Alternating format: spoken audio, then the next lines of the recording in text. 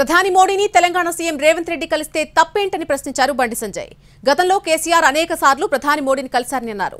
మరి అటువంటి సందర్భాల్లో తెలంగాణ సమస్యలన్నీ ప్రస్తావించినటువంటి దాఖలాలు లేవన్నారు.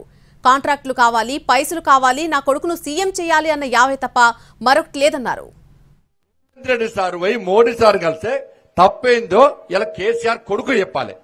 మీ అయ్యవై గన్నిసార్లు కలిసే మోడీ సార్ కలిసినప్పుడు ఎప్పుడన్నా తెలంగాణ సమస్యను అడిగిండా? అడగలే. ఎప్పుడు పోయినా నా ఆరోగ్యం మంచి ఉండదు, నా పానం మంచి ఉండదు, నా కొడుకును ముఖ్యమంత్రి చేయాలి, నాకు కాంట్రాక్ట్ కావాలి, నాకు పైసలు కావాలి, నా కుటుంబం దోసుకోవాలి, నేను 1,00,000 కోట్లు సంపాదించాలి, ఈ పైసలు ఆ పైసలు అడిగింది తప్ప తెలంగాణ రాష్ట్రానికి న్యాయం చేయరి, తెలంగాణ రాష్ట్రానికి సంక్షేమ పథకాలు ఇస్తే మేము అమలు చేస్తాము అని చెప్పి ఇచ్చిన సంక్షేమ పథకాలు అమలు చేయలే. ఇచ్చిన పైసలు మొత్తం దొబ్బిపోయిండు. ఏ రోజు కూడా తెలంగాణ గురించి ఆలోచించలే కేసీఆర్. మోడీ సార్ అయితే దొంగలకే తప్పించుకపోయాడు. మోడీ సార్ హైదరాబాద్ వస్తే జ్వరం వస్తుంది కేసీఆర్. మోడీ సార్ హైదరాబాద్ వస్తే కోవిడ్ వస్తుంది కేసీఆర్ సార్.